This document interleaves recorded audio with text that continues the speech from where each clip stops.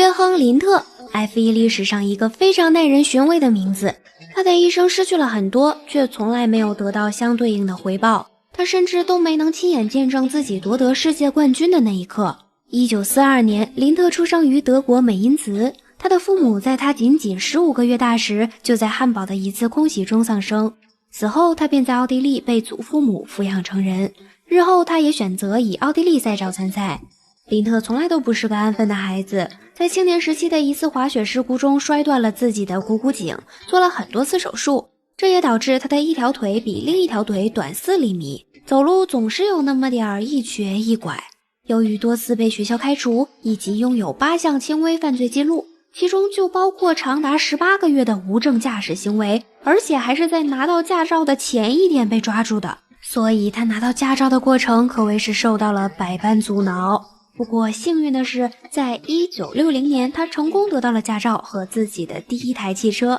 大众甲壳虫。第2年，他在和好友马尔科，没错，就是你们最熟悉的大嘴巴，观看了1961年德国大奖赛后，林特对赛车运动的热情达到了顶峰。但林特早期的名声却不怎么样，他忽视黑旗，在救护车进场时拒绝减速抢得领先位置，在青年方程式比赛中还险些撞向场外观众。尽管如此，他还是以擅长晚刹车的技术特点赢下了29场 F2 比赛，获得了 F2 之王的称号。但在低级别方程式的成功并没有转化为 F1 赛场上的一帆风顺。1964年到1968年之间，他辗转于 Cooper 和布拉汉姆车队，却因为频繁的机械故障和自己的失误而没能取得令自己满意的成绩。雪上加霜的是，他的好友吉姆·克拉克在霍根海姆的一场 F2 比赛中不幸去世。尽管受到了巨大的打击，但他还是签约莲花车队征战1969赛季。西班牙站，莲花车队的2位车手格拉汉姆·希尔和林特同时遭遇了悬挂故障，林特更是重重地撞到了护墙上。林特鼻梁骨折，所幸没有生命危险，但赛道边的2位马修却受了重伤。1970年，林特迎来了一辆火星车，却在荷兰站失去了另一位好友皮尔斯·卡里奇。林特的信念再次受到动摇，但他还是以一波4连胜告慰了好友的在天之灵。算上在摩纳哥的胜利，他已经遥遥领先了，他甚至可以提前5站在自己的主场奥地利获得总冠军。但机械故障导致的退赛把一切悬念都留在了意大利蒙扎。在意大利站的练习赛上，林特的莲花72赛车在帕尔波利卡湾失控撞向赛道护栏，而护栏的连接处由于受到冲击而断开，导致赛车迎头撞上了护栏的支柱。更加不幸的是，由于担心赛车失火时错过最佳逃生时间，林特在系5点式安全带时通常只系4个卡扣，而不系经过胯下的那条安全带。这个习惯让林特在撞车后滑到了安全带下面。由于速度过快，林特被安全带割破了喉咙，最终在被送往医院的途中逝世。赛后的调查显示，赛车右前制动轴故障是导致事故的原因，而赛道护栏安装不当则是造成林特死亡的直接原因。由于林特在致命事故前已经积累了大量的领先优势，法拉利车手杰基·伊克斯也没能追上巨大的差距，林特就这样成为了第一位也是唯一一位在死后被追授为世界冠军的车手。林特的一生就像他最后一个 F1 赛季一样跌宕起伏，他取得的5场胜利中每次都会有意外，比如在法国他的脸颊被飞来的石子划伤，在摩纳哥被判违意违规被取消成绩，经过了3小时的复议才追回冠军，在英国站的最后一个弯角又差点白给。但在做最热爱的事情时死去永远是快乐的，约亨·林特已经赢得了所有人的钦佩和尊重，而对我们来说能做的只有钦佩和尊重这样一位伟大的车手。只有钱，但是从来没开过 F1， 可以参加 F1 比赛吗？现在肯定是不行，但上世纪60年代就有这么一位比马泽平还景出有之的人。1967年，时年46岁高龄的 Alpes 参加了加拿大站的比赛，这是他的 F1 首秀。他出生于英格兰，后来移民到加拿大，是一名画家，但却对赛车抱有极大的激情。于是在1967年加拿大站参赛车辆不够的情况下， Alpes 说服了嘉实多赞助自己参赛。最终他开着一辆搭载着 Climax 引擎的私人Eagle赛车从第16位起步，落后杆位 7.7 秒。比赛第6圈，他的电池没电了，于是他大踏步地回到了维修区，又拿了一块电池，再回到赛道安上新的电池。在加拿大的大雨中，他频频打转，平均速度只有每小时 69.4 公里。可能他害怕超速被罚款吧。最终他被套了43圈，没有成绩。1968年 Alpiste 又开着他的私人赛车来了，但引擎的问题让他没能起步。而1969年可谓是 Alpiste 的高光时刻，他在被套圈时拒绝让车，频频展现自己拙劣的防守技巧，就像高速公路上一台老头乐在画龙。比赛第45圈 Matra 车队的杰基斯图尔特险些与只跑了22圈的 Alpiste 发生事故。Matra 车队的老板肯泰瑞尔向赛会提出抗议，赛会也看不下去了，直接向 Alpiste 出示黑旗，理由就是 driving too slowly。 这场闹剧也总算告一段落了， Alpiste 也成为了唯一一位因为开得太慢而被出示黑旗的车手。这场比赛之后 Alpiste 知道了自己不是 F1 的料，所以转战加拿大国内的一些小型赛车比赛。令人出乎意料的是，他获得了不错的成绩，并且在1998年入选了加拿大赛车运动名人堂。1970到1980年代，汉斯·海尔是一位著名的房车赛车手，他在欧洲房车以及德国赛车锦标赛中取得了巨大的成功。但他缺乏单座赛车的驾驶经验，只参加过1976年的一场欧洲 F2， 仅仅取得第17。但是尽管如此，出生于德国门兴格拉德巴赫的他，还是在1977年为新成立的德国 ATS 车队驾驶 Penske 赛车。由于当时一共有30台赛车，而发车格上只有24个位置，所以必须要淘汰掉6台赛车。汉斯·海尔就落后第24名 0.4 秒被淘汰。但是比赛当天的发车信号灯出现了故障，赛场一片混乱，而汉斯·海尔又是马修的朋友，于是他就趁乱偷偷溜进了赛场，并且稳定的跑了9圈还没人发现。第10圈，汉斯·海尔的变速箱发生故障退赛，后知后觉的赛会这才注意到这台多出来的赛车，于是他被取消了比赛成绩。就这样，汉斯·海尔成为了唯一一位集齐了 Did Not Qualified、Did Not Finished 和 DSQ 的车手，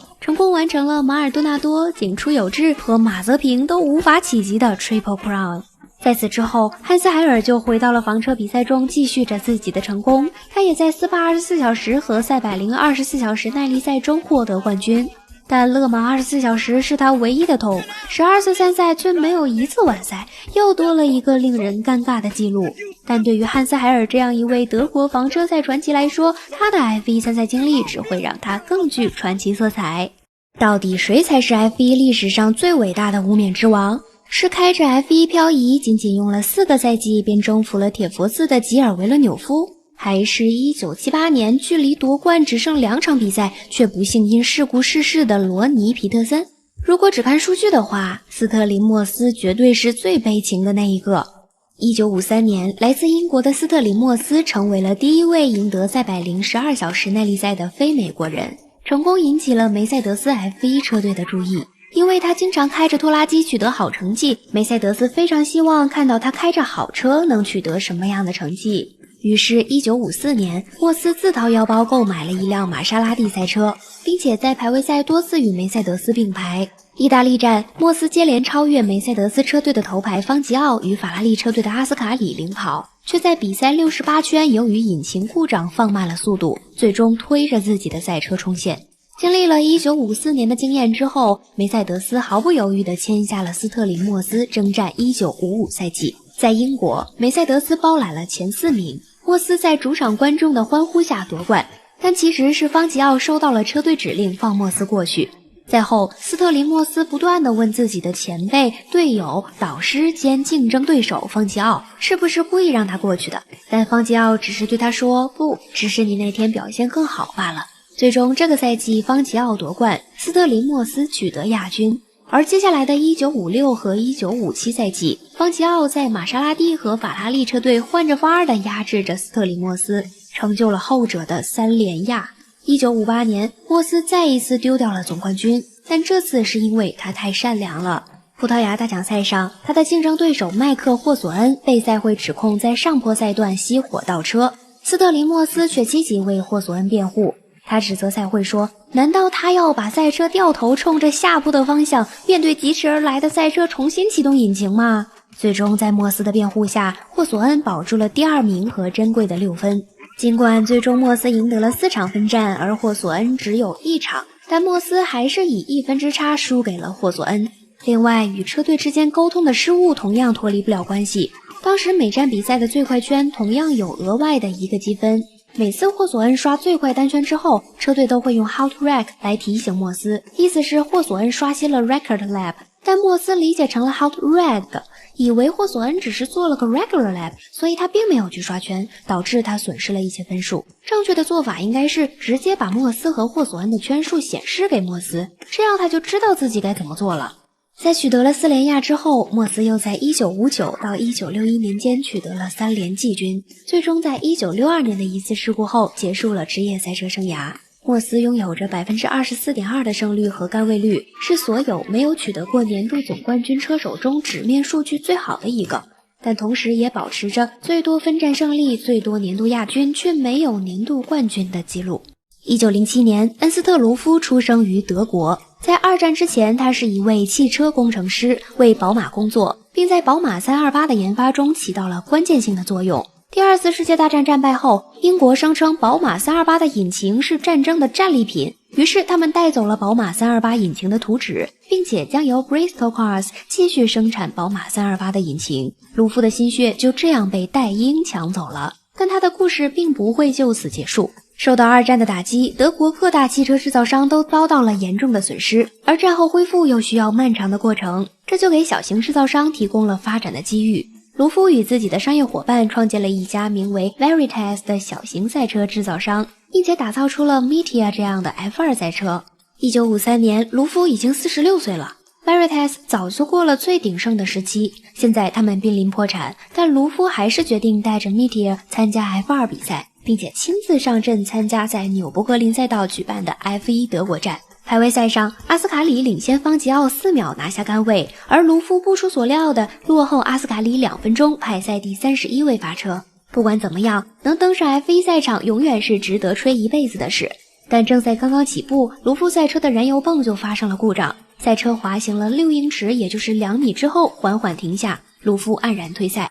这是卢夫参加的唯一一场 F1 大奖赛，所以他创造了最短的 F1 生涯纪录2米。很多资料把这项纪录归在了意大利车手马可·阿皮切拉名下。同学们，这是不对的。阿皮切拉在1993年意大利站初露头角，排位赛落后队友巴里切罗半秒，正在开了800米之后遭遇事故退赛，所以这项尴尬的记录其实是属于德国人恩斯特·卢夫的。除此之外，还有一位倒霉的传奇人物克里斯·阿蒙。在主页早期视频中，你可以找到克里斯·阿蒙的传记，视频详细讲述了他的倒霉经历。听到视频的声音后，不要感到诧异，这是老梗头的早期视频，用的是他自己的声音，剪辑水平远远不及现在，大家就当黑历史看好啦。而克里斯·阿蒙则保持着领跑最多圈数而没有分站冠军的记录。1966年和肯·迈尔斯同时冲线，帮助福特击败法拉利夺得勒芒24小时冠军以后，阿蒙受到了法拉利的关注。拥有着尔法梦的阿蒙果断加盟，却因为频繁的机械故障一直和分站冠军失之交臂，更是被法拉利312-69这台拖拉机气走了。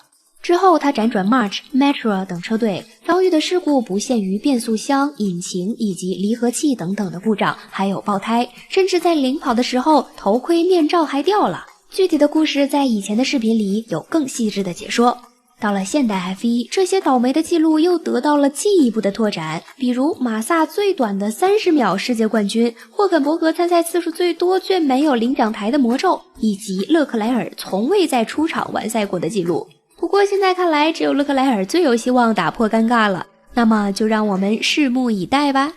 告诉我，看到这个按摩仪的第一眼，你会以为它是什么？你不会真的在想吧？拜托，我前面都说了是按摩仪了，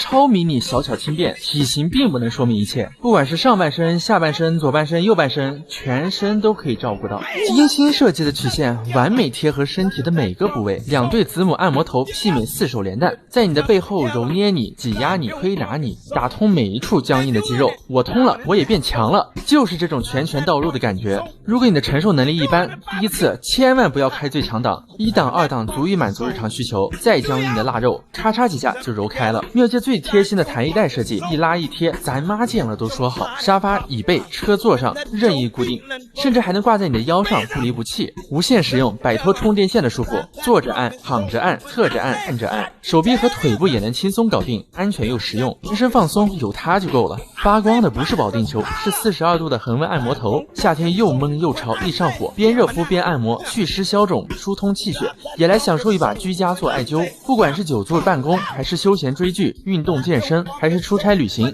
一个按摩枕随时随地的帮你放松肌肉，缓解压力。马上就是520毕业季了，按摩枕正是健康有面的好礼。樱花粉升级了防皮质面料，敏感肌也能用。妙界保证1年内质量问题免费换新，2年保质，终身免费维护。评论区领券下单超实惠，这个夏天你的按摩我承包了。